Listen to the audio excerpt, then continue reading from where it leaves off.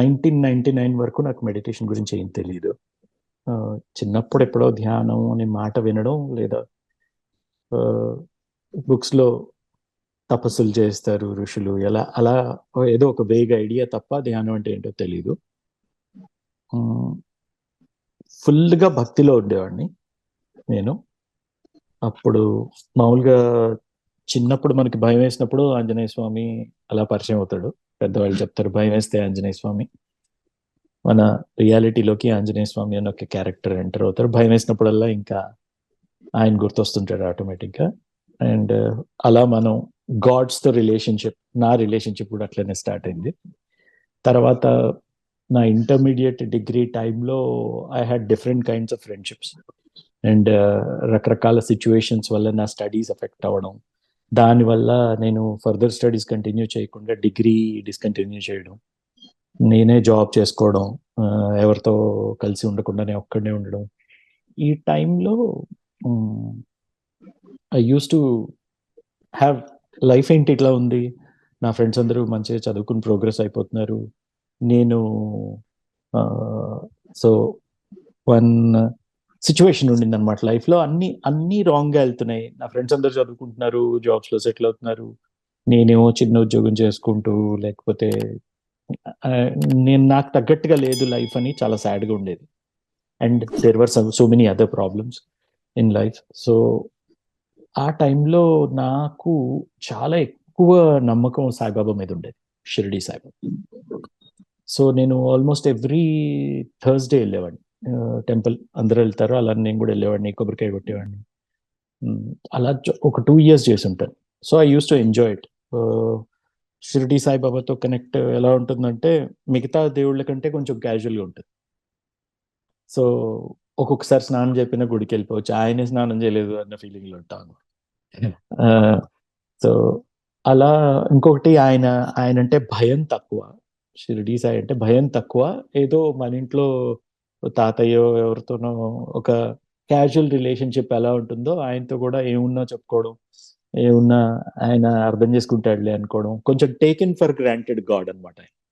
మిగతా దేవుళ్ళలాగా అమ్మో ఏమైనా తప్పు చేస్తే ఏదో ఒక పనిష్మెంట్ ఉంటుంది అనే భయం సాయిబాబా దగ్గర ఉండేది కాదు. సో ఆ కంఫర్ట్ ఫ్యాక్టర్, ఒక ఫ్రెండ్లీనెస్ విత్ ఎ గాడ్ అనేది ఉండేది. సో దానివల్ల సాయిబాబాతో ఎక్కువ కంఫర్ట్ ఉండేది. అండ్ లిటరల్గా ఆ కంటిన్యూడ్ రిలేషన్షిప్ చాలా మంది సాయిబాబా భక్తులకు ఉన్నట్టు నాకు కూడా, బాబా నిజంగానే when I talk he responds అని నేను నిజంగా నమ్మేవాడిని. ఇప్పటికీ నమ్ముతాను, బట్ ఆయన్ని డిస్టర్బ్ చేయట్లేదు ఎక్కువ. అయితే అట్లా ఒకరోజు అసలు రోజు గుడికి వెళ్తున్నాను. కొన్ని రోజులు ఏం చేశానంటే, అసలు సాయంత్రం పూట వీక్లీ కాదు, అసలు నాకు నిజంగా భక్తి ఉంటే నేను ప్రతిరోజు పొద్దున్నే లేగానే ఫస్ట్ నేను గుడికి వెళ్తాను అని చెప్పేసి కొన్ని రోజులు కంటిన్యూస్గా గుడికి వెళ్ళడం మొదలుపెట్టాను. పూజారి కంటే ముందు, మార్నింగ్ ఆరతి కంటే కూడా ముందు వెళ్ళి కూర్చొని, నేను వచ్చిన తర్వాత గుడి ఓపెన్ చేసేవాడు. అసలు మా ఇంటికి గుడికి మధ్యలో దారిలో చాలా అసలు నిర్మానుష్యంగా ఉండేది, కొంచెం సేఫ్ కానీ ప్లేస్ కూడా అది, అల్విన్ కాలనీ కూకట్పల్లి అటు సైడ్. సో ఆ గుడికి అంత చీకట్లో కూడా నడుచుకుంటూ వెళ్ళేవాడిని, పొద్దున్నే తలస్నానం చేసేసి మరీ వెళ్ళేవాడిని. అలా కొన్ని రోజులు కంటిన్యూస్గా ఒక 2-3 weeks చేసిన తర్వాత, సరే ఇంక రోజు పొద్దున్నే గుడికి వెళ్ళడం అలవాటు అయిపోయింది. ఒక్కరోజు పొద్దున్న వెళ్ళాను, కానీ మళ్ళీ సాయంత్రం గుడికి రా అని సాయిబాబా చెప్పినట్టుగా అనిపించింది. సో ఈవినింగ్ గుడికి సర్లే మళ్ళీ ఎందుకు వెళ్తున్నాను అని చెప్పేసి ఏదో పని మానుకుని కూడా వెళ్ళాను అనమాట. వెళ్ళి కూర్చున్న తర్వాత గుడిలో కూర్చుని యాజ్ యూజువల్ కాళ్ళకి దండం పెట్టుకుని, పాదాలకి నమస్కారం చేసుకుని, ప్రదక్షిణ చేసి వచ్చి కూర్చుని విగ్రహం చూస్తూ కూర్చుంటాం కదా, అప్పటికి ధ్యానం తెలియదు. కొంచెం కళ్ళు మూసుకుని కూర్చుని వెళ్ళిపోతాం, మామూలుగా అయితే అది రొటీన్. సో కూర్చున్నప్పుడు ఆ రోజు సాయిబాబా విగ్రహం చూసినప్పుడు ఎప్పుడు ఆయన స్మైల్ ఒకలా అనిపించేది, ఆ రోజు కొంచెం సార్కాస్టిక్గా అనిపించింది. అంటే ఏదో అన్నట్టుగా, ఇదేంటబ్బా ఈరోజు ఏదో కొంచెం నా చూపులో తేడా ఉందా, లేకపోతే ఆయన అలా చూస్తున్నాడని కొంతసేపు కళ్ళు మూసుకుని మళ్ళీ చూస్తే అదే, నువ్వు ఇంక ఇంతేలే అన్నట్టుగా చూస్తున్నట్టుగా అనిపించింది. ఏంటిది అసలు అని చెప్పేసి అది చాలా అనీజీనెస్ వచ్చిందనమాట. ఎప్పుడో ఒక తృప్తితో బయటకు వస్తాం గుడికి వెళ్తే కదా, బట్ ఆ రోజు చాలా అన్‌ఈజీనెస్ వచ్చింది. What is this? ఎందుకిట్లా చేస్తున్నాడు ఈయన అని చెప్పేసి ఆహ్, ఏంటి సే సంథింగ్ అన్నట్టుగా నేను విగ్రహం వైపు చూస్తూ కమ్యూనికేట్ ప్రాపర్‌లీ నాకు అర్థం కావట్లేదు అంటే, అంటే మీరు మనుషులు ఎలా ఉన్నారంటే ఆహ్, మీలాగానే అనుకుంటారు మమ్మల్ని గూడా. వచ్చి మా చుట్టూ కొంచెం మసక కొట్టి, లేపోతే కొబ్బరికాయ కొట్టి, లేపోతే ఏదో ఒకటి చేసి అన్నీ చేస్తేనే మేము మీకు ఏదో ఒకటి చేసి పెడతాం. లేకపోతే చెయ్యం. ఇంక మనుషులకి మాకు తేడా ఏముందంటే లేదు లేదు అలా ఏం లేదు ఇవన్నీ లేకపోయినా you are a god and you will take care of us. మరెందుకొస్తున్నావు గుడికి? నిజంగా నువ్వు చెప్పే మాటలో నిజం ఉంటే గుడికెందుకొస్తున్నావు అనే ప్రశ్నొచ్చింది.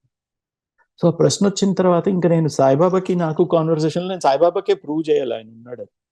నేను గుడికొచ్చి అవన్నీ చేయకపోయినా ఆయన నాతో ఉన్నాడు అని ప్రూవ్ చేయాలంటే నేను గుడికెళ్ళడం మానేయాలి ఫస్ట్. సో, నేను ఆ రోజు నుంచి చాలా సీరియస్‌గా తీసుకొని సరే అదే మాట మీద ఉండు నువ్వు గూడా. నువ్వున్నావని నేను నమ్మట్లేదనుకుంటున్నావు గదా! అని జెప్పేసి నేను గుడికెళ్ళడం మానేసా ఆ రోజు నుంచి. మా అన్నయ్య, వదిన వాళ్ళ ఇంట్లో ఉన్నప్పుడు జరిగిందిది. సో, మా వదిన అడిగింది, "ఏంటి రోజు పొద్దున్నే గుడికెళ్తావు అసలు గుడికెళ్ళడం మానేస్తున్నావేంటి అసలు" అని. ఏం చెప్పలేను. ఆహ్, మాట్లాడాను సాయిబాబాతో ఇలా ఇలా అంటే కొంచెం ఒకలా చూస్తారేమో అని. ఏం లేదు ఆహ్, ఎళ్తానని జెప్పేసి దాటేస్తున్నాను. కానీ జేబులో ఒక ఫోటో ఉండేది. సాయిబాబా ఫోటో ఎప్పుడు ఉంటది మనతోటి. అండ్ విభూతి కంపల్సరీ ఉండేదన్నమాట. సో, సర్లే గుడికెళ్ళట్లేదు గదా! అని జెప్పేసి ఫోటో, విభూతి కంటిన్యూ అవుతున్నాయి. మళ్ళీ ఒకరోజు బై మిస్టేక్ ఆ ఫోటో జూసా. మళ్ళీ అదే నవ్వు. ఆయన ఇప్పుడు ఆ గుడి అయితే ఏంటి? ఫోటో అయితే ఏంటి? ఏదైనా ఒకటే గదా! అన్నాడు. ఇప్పుడు ఏంటసలు బొట్టు గూడా పెట్టుకోనివ్వా? లేకపోతే అసలు ఇంకా కనీసం ఫోటో గూడా ఉండనివ్వా అంటే, అసలు నీ ఐడియా ఆఫ్ గాడ్ ఏంటి? What is God? నేనెలా గాడ్ అయ్యాను? అసలు నేను మనిషిలానే గదా పుట్టాను. ఒక మనిషి దేవుడు ఎలా అవుతాడు?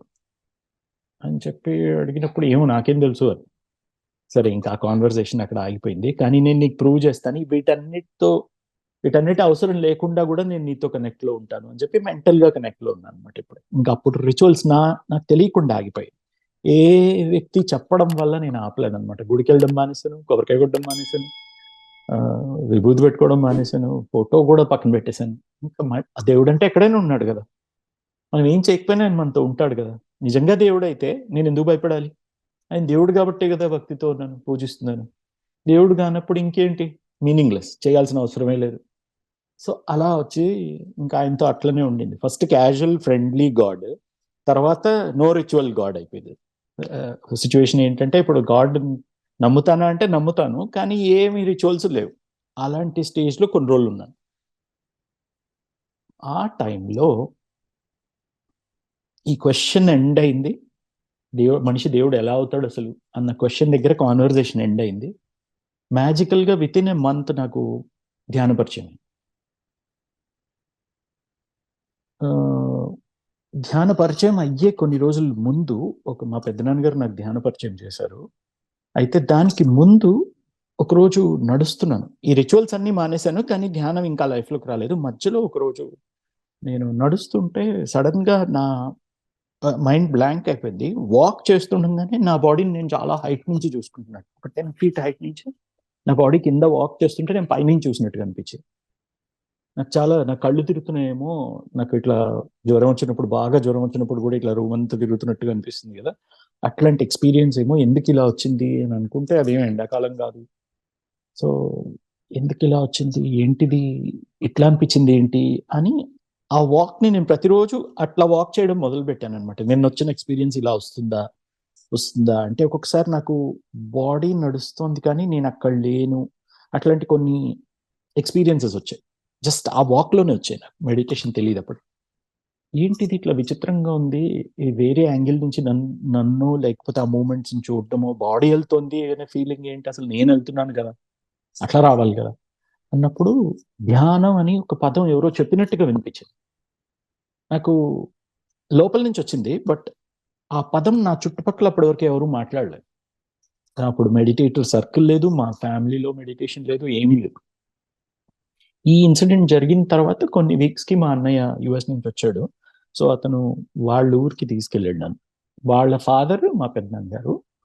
సో ఆయన చెప్పాడన్నమాట. ఆయన నాకు మెడిటేషన్ గురించి ఇంట్రొడక్షన్ చేసి, స్వర్ణలత మేడం వాళ్ళ ఇంటికి వాళ్ళ దగ్గర పిరమిడ్ ఉండేది పక్క ఊర్లో 3-4 కిలోమీటర్స్. సో వాళ్ళ పిరమిడ్లో ఫస్ట్ మెడిటేషన్ చేయడం, పిరమిడ్ అంటే ఏంటి ఇవన్నీ చూసి వెళ్ళిపోయాను. ఆ పుస్తకంలో ఏ పుస్తకం అయితే ధ్యానం గురించి చదివానో, ధ్యానం శరణం గచ్చామి, ఆ పుస్తకంలో కొన్ని బెనిఫిట్స్ ఉన్నాయి.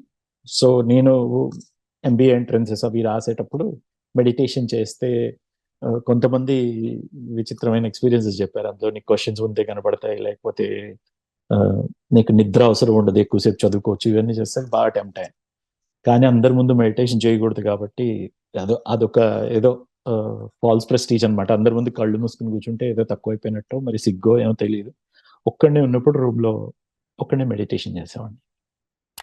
సో ఆ మెడిటేషన్ చేస్తున్నప్పుడు ఎగ్జామ్స్ కోసం మెడిటేషన్ స్టార్ట్ చేసినప్పటికీ, అప్పుడు ఫస్ట్ టైం మెడిటేషన్ చేస్తున్నప్పుడు అర్థమైంది మన మైండ్ ఏంటి అనేది. నాకు అప్పుడు అర్థమైంది. కంటిన్యూస్ గా ఎన్ని నెగటివ్ థాట్స్ వస్తున్నాయి, ఇది లేదు, అది లేదు, ఇది లేవు, అవి లేవు. వాటన్నిటిని తలుచుకుని బాధపడడం, లేకపోతే అవన్నిటిని ఎలాగోలా వాటన్నిటిని తీర్చి గట్టెక్కిచ్చేయమని దేవుడిని అడగడం, లేకపోతే అవి దేవుడు తీరుస్తాడో లేదో అనుమానం కాబట్టి ఏవో ఒకటి ప్రామిస్ చేయడం, మొక్కులు. ఇదంతా సైకిల్ అర్థమైంది బుర్రలో ఏం జరుగుతుంది. ఒకసారి ఏమైందంటే సడన్ గా ఒక అవేర్నెస్ యాక్టివ్ అయింది. ఎన్ని నెగటివ్ థాట్స్, లైక్ ఇది లేదు, అది లేదు, ఇది లేదు, అది లేదు అని చూసినప్పుడల్లా బాధగా ఉంది. అసలు నీకు you're not a handicapped person, నీకు ఉన్నవి చూడు. అసలు అట్లీస్ట్ డిగ్రీ వరకు చదువుకున్నావు, పీజీ చేయలేదు, పోనీ డిగ్రీ వరకు చదువుకున్నావు, అంత కూడా లేని వాళ్ళు ఎంతమంది ఉన్నారు. అలా సడన్ గా అవేర్నెస్ లేని వదిలేసి ఉన్నవి చూపించడం మొదలుపెట్టి, ఇవి కూడా లేకపోతే ఏంటి పరిస్థితి అని చెప్పి, అప్పుడు నా అవేర్నెస్ లో పాజిటివ్ లిస్ట్, నెగటివ్ లిస్ట్ రెండు కనిపించాయి. ఇది చూస్తే బాధగా అనిపిస్తుంది, ఇది చూస్తుంటే కృతజ్ఞత ఉంది, పాజిటివ్ గా అనిపిస్తుంది. అప్పుడు అర్థమైంది ఏంటంటే మనకి తెలియకుండా మనం చూస్ చేసేసుకుంటాం, ఇది చూడాలా, ఇది చూడాలా. సో ఈ రెండింటినీ ఒక అబ్జర్వర్ లాగా చూసాను అనమాట, positive thoughts, negative thoughts. But ఆ రెండింటితో నువ్వు దేంతో వెళ్తే నీ ఫీలింగ్ పాజిటివ్, నెగిటివ్ అవుతుంది అనే విషయం ఫస్ట్ టైం లైఫ్ లో నాకు అర్థమైంది. సరే, ఇప్పుడు లేనివన్నీ చూసి నేను ఎందుకు బాధపడాలి? ఇప్పుడు ప్రస్తుతం బాగుంది, ధ్యానం చేసిన తర్వాత మనసంతా ప్రశాంతంగా ఉంది, ఇది కంటిన్యూ చేస్తా. లేనివి మళ్ళీ తలుచుకుని నేను ఎందుకు బాధపడాలి? ఆల్రెడీ ప్రశాంతంగా ఉన్న స్థితి ఉంది కదా, ఇది ఎందుకు కోల్పోవాలి? ఉన్నవాటిని చూసి కృతజ్ఞతతో ఉండొచ్చు కదా, అది కూడా బాగానే ఉంది కదా. ఎవరి మీద కంప్లైంట్స్ లేవు, ఎవరి మీద బ్లేమింగ్ లేదు. మనకి అదృష్టం ఉంటే వస్తుంది, ఆశ అత్యాశ వద్దు. ఇలాంటి ఒక స్థితి వచ్చింది ధ్యానం వల్ల. వచ్చిన తర్వాత అక్కడ ఒక విషయం అర్థమైంది. అవి ఏవైతే లేవనుకుంటున్నావో లేకుండా కూడా ఇప్పుడు బాగున్నాను, అది కూడా వస్తే ఓకే, కానీ రాకపోయినా బాగుండాలి.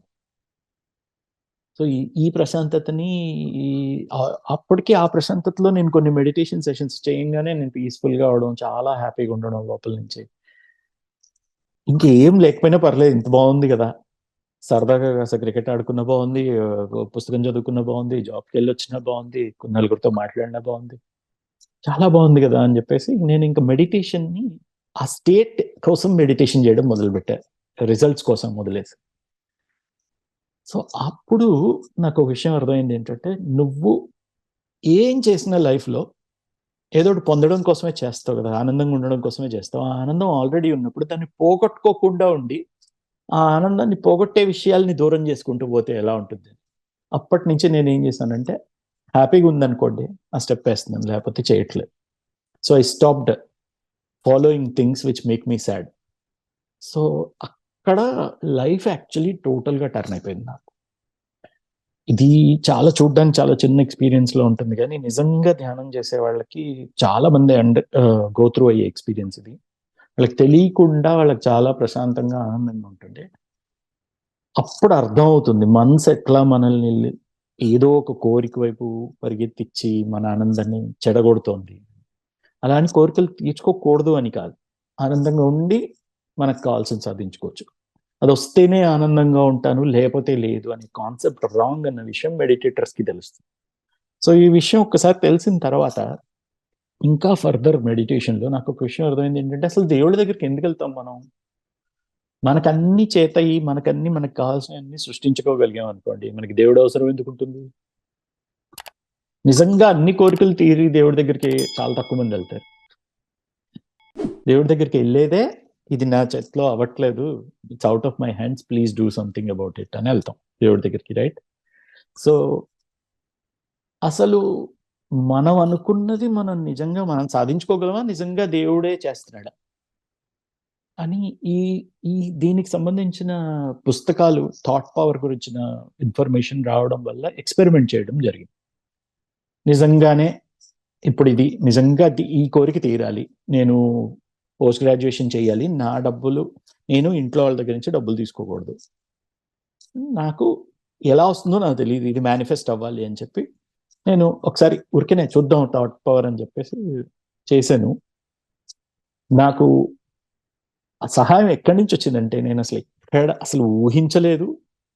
అసలు ఆ పర్సన్ ఎవరైతే వచ్చి నా ఎంబీఏ కోసం నన్ను పుష్ చేసి నాతో ఎంట్రన్స్ ఎగ్జామ్స్ రాయించి, ఆ పర్సన్ అసలు అతను నాకు మంచి ఫ్రెండ్ కూడా కాదు, ఎవరో తోసినట్టుగా తను వచ్చి నా రియాలిటీలోకి వచ్చి ఆ ప్యూర్ మేనిఫెస్టేషన్ ఏంటో చూపించడం కోసం వచ్చినట్టుగా 2 years of my complete post graduation అంతా కంప్లీట్లీ ఇట్ వాజ్ స్పాన్సర్డ్. నాకు ఫస్ట్ టైం లైఫ్లో ఒక థాట్, ఒక ఆలోచన, సంకల్పం ఇలా అనుకుని చేసి, వచ్చినా రాపోయినా పర్లేదు, చేసాం, చక్కగా మన ధ్యానం మనం చేసుకుంటున్నాం, అది వచ్చినా రాపోయినా ఆనందంగా ఉన్నాం. అలా ఉండడం వల్ల ఎంత తొందరగా మనం అనుకున్నవి జరుగుతాయి అనే విషయం ప్రాక్టికల్గా ఎక్స్పీరియన్స్ అయింది నాకు లైఫ్లో. దాంతో మొదలుపెట్టి ఆ ఇన్సిడెంట్ అయిన తర్వాత ఆ 2 years ఆఫ్ ఎంబీఏ జరిగే టైంలో నేను థాట్ పవర్తో చాలా ఎక్స్పెరిమెంట్స్ చేశాను. మిరాక్యులస్ రిజల్ట్స్ అసలు. అంటే నాకు అప్పుడు అర్థమైంది ఏంటంటే, మనం ఏవైతే చాలా కష్టపడితే గానీ అవ్వవు అని కొన్ని నమ్ముతూ ఉంటాం కదా, ఆ నమ్మకమే, ఆ అపనమ్మకాలే మన మేనిఫెస్టేషన్స్ అన్నిటినీ బ్లాక్ చేస్తూ ఉంటాయి. మనకి తెలియకుండా మనం ఇదైతే కష్టం, ఇది ఈజీ అనుకొని నమ్మేస్తూ ఉంటాం. మన మన మన మన నమ్మక వ్యవస్థ అనేది ఒకటి ఉంటుంది, అది నడిపిస్తూ ఉంటుంది. సో నువ్వు నమ్మావనుకో, ఎంత పెద్దదైనా సరే నువ్వు నమ్మగలిగితే అది జరుగుతుంది, నిజంగా నమ్మగలిగితే, ఏదో నమ్మాను అని అనుకోవడం కాదు. సో నాకు అప్పుడు అర్థమైంది అసలు నమ్మకం అంటే ఏంటి. దీనికి సంబంధించిన ఒక ఇన్ఫర్మేషన్ ఏంటంటే, నీ ఆలోచనలు నువ్వు ఏదైతే గట్టిగా అనుకుని సంకల్పించి ఇది జరుగుతుంది అని నువ్వు నమ్మడమే నమ్మకం. So that's called faith. మనం జనరల్గా ఏం చేస్తామంటే ఆ నమ్మకం లేకే దేవుళ్ళ దగ్గరికి వెళ్తాం, గుళ్ళకి వెళ్తాం. మనకు మనకు కావాలి కానీ నమ్మకం లేదు. మన మైండ్ ఎప్పుడు నెగిటివ్ చెప్తూ ఉంటుంది, అది అవ్వదేమో, ఇప్పుడే అవ్వదేమో, అవదు అసలు, నీకు అర్హత లేదు, నీకు అదృష్టం లేదు, నీకు భాగ్యం లేదు. రకరకాల ప్రోగ్రామింగ్స్ ఉంటాయి, రకరకాల మనసులు ఉంటాయి, రకరకాల ప్రోగ్రామింగ్స్ ఉంటాయి. సో వాళ్ళ నమ్మక వ్యవస్థ వల్ల వాళ్ళు బ్లాక్ చేస్తుంటారు. సో వాళ్ళు నేను అనుకుంటున్నాను అనుకుంటే ఆ నమ్మకాన్ని నిజం అవ్వనివ్వరు. ఏం చేస్తారంటే దేవుడి దగ్గరికి వెళ్ళి, ఇంక దేవుడికి చెప్పాం కదా, దేవుడి మీద నమ్మకం ఉంటుంది కదా, నా మీద నాకు నమ్మకం లేదు కానీ దేవుడి మీద నమ్మకం ఉంది కాబట్టి ఒక్కసారి దేవుడికి చెప్పాం, సాయిబాబాకి చెప్పాం, లేకపోతే హనుమంతుడు చెప్పాం, ఇంక వెంకటేశ్వర స్వామి చెప్పాం, చెప్పిన తర్వాత ఇంకా ఆయన చేస్తాడు, ఆయన ఎందుకు చేయడు. అక్కడ కూడా నమ్మకమే పనిచేస్తుంది. సో సైన్స్ ఏంటంటే, నీకు నమ్మకం ఉంటే పనిచేస్తుంది, అది నీ మీద లేదనుకో నువ్వు తీసుకెళ్లి దేవుడి మీద పెట్టి తర్వాత అపనమ్మకాలు ఆపేస్తావు. ఇంకా దేవుడికి చెప్పిన తర్వాత కూడా నువ్వు ఇది అవదేమో అంటే దేవుడిని ఇన్సల్ట్ చేసినట్టు, అదొక భయం. మళ్ళీ దేవుడిని ఇన్సల్ట్ చేయలేం మనం, దేవుడిని తక్కువ చేయలేం, దేవుడు అంటే గొప్పోడు. సో కాబట్టి దేవుడు అనే కాన్సెప్ట్ మనలో లేని గొప్ప గుణాలు, లేదా మనలో లేని మంచి గుణాలు, లేదా మనలో సృష్టించలేని ఇది మనం సృష్టించలేము, దేవుడైతే ఏదైనా సృష్టించగలడు. ఈ నీడ్ మనలో ఉన్నంత వరకు ఒక దేవుడు అవసరం ఉంటుంది. మనం ఇది కాదు, వీఆర్ రాంగ్, హీఈస్ రైట్. ఎప్పుడైతే మనం ఎదుగుతూ ఉంటామో, తెలుసుకుంటూ ఉంటామో, ఆలోచన వాస్తవాన్ని సృష్టిస్తుంది, ఆలోచనని నమ్మితే నీ వాస్తవం ఖచ్చితంగా నీ వాస్తవంలోకి అది వస్తుంది. ఈ విషయం తెలిసిన తర్వాత నీ డిపెండెన్స్, ఆధారపడే తత్వం తగ్గిపోతుంది దేవుడి మీద. What I'm trying to say is, దేవుడు అంటే ఎప్పుడు కూడా నువ్వు నా కాళ్ళ దగ్గర ఉండాలి, నువ్వు అలానే ఉండాలి, నా కాళ్ళ దగ్గరే ఉండాలి, నువ్వు నన్ను మొక్కుకుంటేనే నీకు పనులు జరగాలి అని అనుకునే తత్వంతో ఉండే తత్వం అది దివ్యత్వం కాదు. మనం సృష్టించిన దేవుళ్ళు అలా ఉంటారని మనం అనుకుంటాం, మనం సృష్టిస్తాం. దైవత్వాన్ని కూడా మనమే సృష్టిస్తాం, డిఫైన్ చేస్తాం.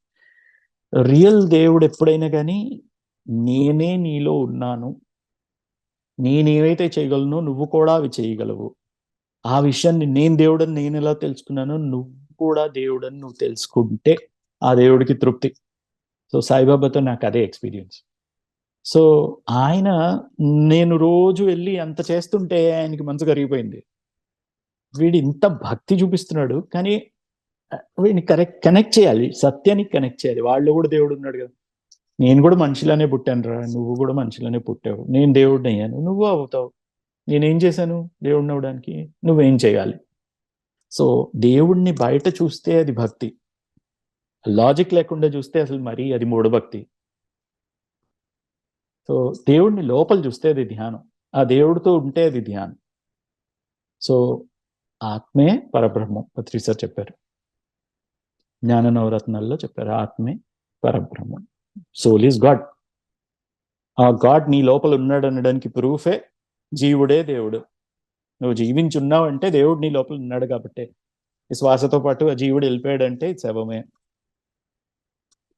సో ఆ శ్వాస లోపల ఉన్నప్పుడు ఆ దివ్యత్వంతో నువ్వు ఉండు, అప్పుడు శ్వాసే గురువు నీ దివ్యత్వానికి, నీ ఆల్ పవర్స్ కి, నీ ఆల్ నాలెడ్జ్ కి, అన్నిటికీ లింక్ చేసే one and only connect is breath.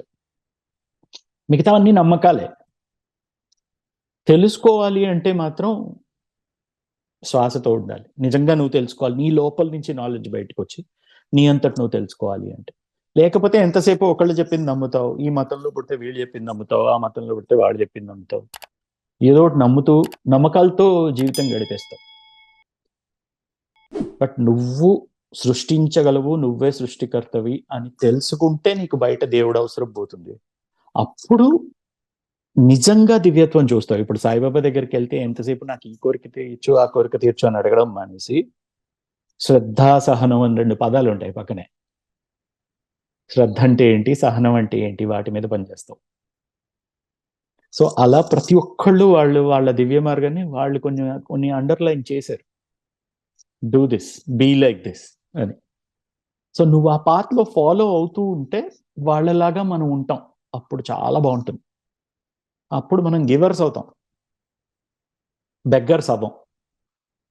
So ధ్యానం ఏం చేస్తుందంటే అడుక్కునే వాళ్ళని ఇచ్చేవాళ్ళుగా తయారు చేస్తుంది. ఒక్కసారి నాకేం కావాలో లైఫ్లో ఎలా సృష్టించుకోవాలో నాకు తెలిసిన తర్వాత, నాకు కావాల్సిన లిస్ట్ అన్ని నేను లిస్ట్ వేసుకున్నా, నాకు అసలు ఏమేం కావాలని అన్నీ అయిపోయింది లిస్ట్. లిస్ట్లో లాస్ట్ ఏమొచ్చిందంటే నాకు ఏదైతే వచ్చిందో అందరికి కూడా అది రావాలి, అందరూ కూడా హ్యాపీగా ఉండాలి, అందరు అరే అసలు పైసా ఖర్చు పెట్టకుండా నీకు అన్నీ తెలిసే, అంత నీకేమున్నా లేకపోయినా ఆనందంగా ఉండే స్థితిలోకి నువ్వు వెళ్ళిపోగలిగితే, ఆ స్థితిని వేరే వాళ్ళకి ఇవ్వడానికి నీకేం మాయరోగం. ఎంతమందికి పంచుకుంటే అంతమంది నవ్వుతూ ఉంటారు, అంతమంది ఆనందంగా ఉంటారు, అంతమంది హాయిగా ఉంటారు, అంతమంది సృష్టికర్తల్లా తయారవుతారు. సో వాళ్ళు అలా బాధపడుతూ ఉంటే మనం మాత్రం పవర్ఫుల్గా ఉండి అలా అలా మన లోపల ఉన్న ప్రేమతత్వం ఎలవ్ చేయదు. ఆ ప్రేమతత్వం కూడా దివ్యత్వమే. సో ఎన్నో తెలుసుకోవడంతో పాటు మన నేచర్నే డివైన్ నేచర్గా మార్చేస్తుంది మెడిటేషన్. సో ఇది ఎక్స్పీరియన్స్ చేసిన తర్వాత ఇంకెవరికి ఏమీ చెప్పనవసరం లేదు. మనం చేసే మెడిటేషన్ క్లాసెస్ ఇవన్నీ ఎవరికంటే మెడిటేషన్ నిజంగా ట్రై చేసే వాళ్ళ కోసం. వాళ్ళు చేసిన తర్వాత నిజంగా మెడిటేషన్ చేస్తే ఏమీ చెప్పనవసరం లేదు. మెడిటేషన్ కూర్చున్న డే 1 నుంచే అన్ని బెనిఫిట్స్ 1 by 1 వస్తూనే ఉంటాయి. ముందు ఈ మైండ్ నేను కాదు, ఇది అన్ని రకాలుగా ఆలోచిస్తూ ఉంటుంది, ఈ బుర్ర నేను కాదు వాటిని అని చెప్పేసి దాన్ని పక్కన పెట్టడం వస్తుంది. ఆలోచన కట్ చేసి శ్వాసతో ఉంటున్నప్పుడు ఈ ఆలోచన మళ్ళీ మళ్ళీ వస్తున్నప్పుడు అర్థం అవుతుంది, ఓహో ఈ ఆలోచించేవాడు వేరే, వాడి పనిలో వాడి గోల్లో వాడు ఉంటాడు, అది మైండ్. సో మెల్లిమెల్లిగా వాడు కామ్ అవుతాడు. కొన్ని స్థితులు వస్తాయి beyond mind, peace of mind. Mind off అయితే పీస్ వస్తుంది. అన్నీ మనకి ఏవైతే కోరుకుంటామో అన్ని లోపలే ఉన్నాయన్న విషయం అర్థమైపోయిన తర్వాత ధ్యానం యొక్క విలువ అర్థమవుతుంది. అండ్ ఎవరెవరైతే మనకి ధ్యాన పరిచయం చేశారో వాళ్ళ పట్ల కృతజ్ఞత పెరుగుతుంది. ఓ బుద్ధుడి పట్ల కృతజ్ఞత పెరుగుతుంది. ఓ బుద్ధుడు పూర్తి జీవితాన్ని ధ్యానం పంచడానికని వెచ్చించాడు. ఒక పత్రిజీ మీద కృతజ్ఞత పెరుగుతుంది. సో అండ్ సైంటిఫిక్గా బుద్ధుడు చేసిన గొప్ప పని ఏంటంటే, చాలా రకాలుగా చాలా మంది ఎన్లైటన్ అయి ఉండొచ్చు. బుద్ధుడు వచ్చి ఏ దారిలో అయితే ఎవడైనా ఎన్లైటన్ అవ్వగలడో ఆ దారిని మానవాళికి ఇచ్చేది. ఇది చేయండి, ఎవడైనా సరే ఎన్లైటన్మెంట్ అయిపోవాల్సిందే. నీకు శరీరం ఉంది కదా, హాయిగా కూర్చో. నీకు మైండ్ ఉంది కదా, ఆలోచనలు వస్తున్నాయి చూడు. నీకు శ్వాస ఉంది కదా. ఇది ఇది యూనివర్సల్ అన్నమాట. ఒకటికి ఉండకపోవడం ఉండదు. గమనించడం అందరూ చేయగలరు. నువ్వు చూడు, గమనిస్తుంటే ఎలా ఒక్కొక్క దాంట్లోంచి బయటకు వచ్చేస్తావు. సో గమనించడం అనేది ఒక్కటే నిజమైన వెపన్ మనకి మెడిటేషన్లో. చాలా మంది మెడిటేషన్లోకి వచ్చాక వాళ్ళు రకరకాల కారణాల వల్ల వస్తారు కాబట్టి కోరికల వైపు, కొంతమంది ఎన్లైటన్మెంట్ అనే కోరిక పెట్టుకుని వస్తారు. నాకు ఈ దేవుడు వచ్చేయాలి, ఆ దేవుడు వచ్చేయాలి, ఈ విజన్ వచ్చేయాలి, అవన్నీ కూడా అవి కోరికలు అయితే, నువ్వు కోరికల్ని దాటితేనే నీకు ఎన్లైటన్మెంట్. నువ్వు స్పిరిచువల్ కోరికలు పెట్టుకుంటే అవి కూడా కోరికలే, స్పిరిచువాలిటీ కాదు. సో మంచి మెడిటేషన్ జరగాలి అవసరం లేదు, మెడిటేషన్ జరగాలి అంతే. మంచి మెడిటేషన్, చెడు మెడిటేషన్ ఉండదు. మెడిటేషన్ అంటేనే మంచి చెడుకి అతీతం. సో మంచి మెడిటేషన్, మంచి ఎనర్జీ, ఈ మంచి చెడుల్లోంచి బయటికి తెలివిగా రావాలి. మైండ్ రకరకాల ట్రాప్స్ ఇస్తుంది ఎట్ ఎవ్రీ పాయింట్. నువ్వెంత నో మైండ్కి వెళ్ళాలో మైండ్ అంత ఎలాగోలో వచ్చేద్దామని చూస్తుంటుంది.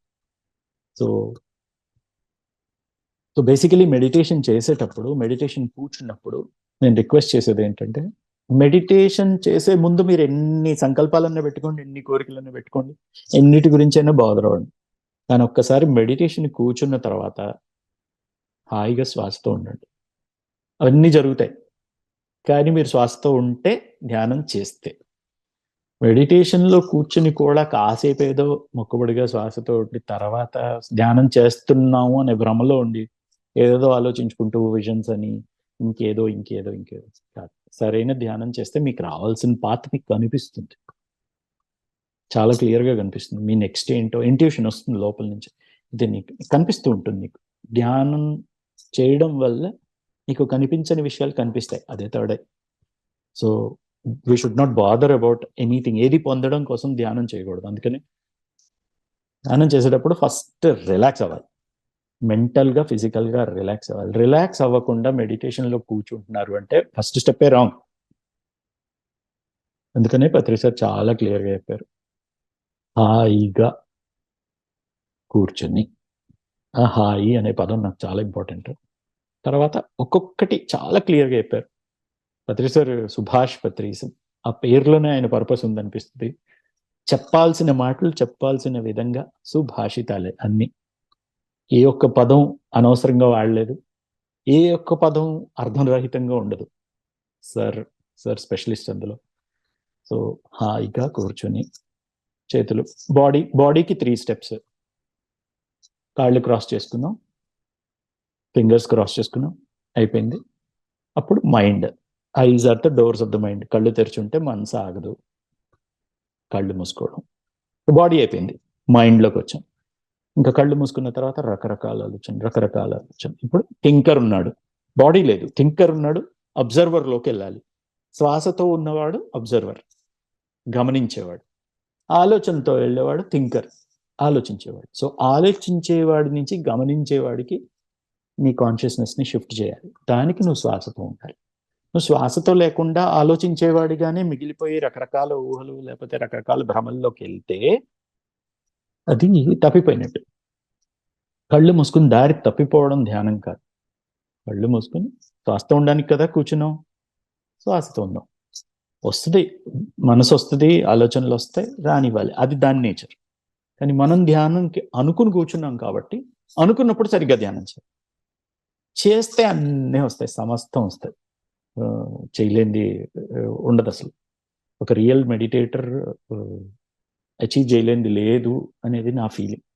సో ప్రతి మెడిటేటర్ ఒక మాస్టర్ కింద మారాడు అంటే ప్రపంచానికి గిఫ్ట్ కింద మారాడు అని అర్థం. సో అలాంటి గ్రేట్ మాస్టర్స్ ఎంతో మందిని క్రియేట్ చేసి ధ్యాన జగత్ కోసం వచ్చిన గ్రేట్ మాస్టర్ పత్రిజీ. ఆయనకి ఎన్ని థ్యాంక్స్ చెప్పినా తక్కువే. సో అంత గ్రేట్ మాస్టర్ ఎంతో సింపుల్ గా మనందరి ఇళ్ళకి వచ్చి మనందరూ ఏం చెప్తే అది చాలా ప్రేమగా సహనంతో విని, ఆయన ఎన్నో పుస్తకాలు చదివి మనం రాసిన పుస్తకాలని కరెక్షన్లు చేసి మళ్ళీ ఇవన్నీ చేస్తూ బోల్డంత ప్రయాణాలు చేసి పెద్ద పెద్ద ఈవెంట్స్, ధ్యాన మహాచక్రాలు లాంటివి, ఎన్నో పిరమిడ్లు కన్స్ట్రక్షన్లు, ఎన్ని పిరమిడ్ ఓపెనింగ్లు, ఎంతమంది జనాలతో డీల్ చేసి రకరకాల మనుషులతోటి ఫ్రీగా మెడిటేషన్ జనాలకు తీసుకెళ్లడం కోసం ఆయన పడిన శ్రమ. ఆయనకి అది శ్రమ అనిపించి ఉండకపోవచ్చు. మనకి ఒక రోజు ఇంటికి చుట్టాలు వచ్చి వెళ్తేనే సాయంత్రానికి వాళ్ళు వెళ్ళగానే కొంచెం రిలీఫ్గా ఉంటుంది. ఆయన అలా 30 ఏళ్ళు అందరినీ ఆయన భరించారు. సహనమే ప్రగతి అని మనకు చెప్పారు, ఆయన సహనం చూపించారు.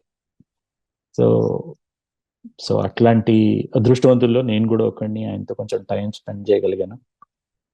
ఆయన ఒకసారి ధ్యాన జగత్ గురించి ఒక అర్థం చెప్పారు.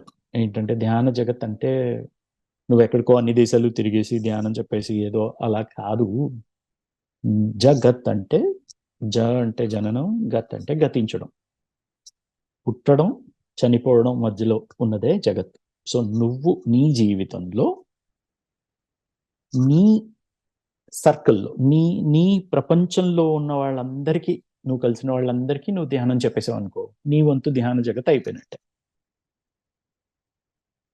సో అలా అందరికీ శాకాహారం గురించి చెప్పామనుకో, శాకాహారం నీ వంతు శాకాహార జగత్ అయిపోయినట్టే. సో అలా వచ్చిన ప్రతి వాళ్ళు వాళ్ళ సర్కిల్ నువ్వు చెప్పు, వాళ్ళు చేస్తారో వద్దో నీకు అనవసరం.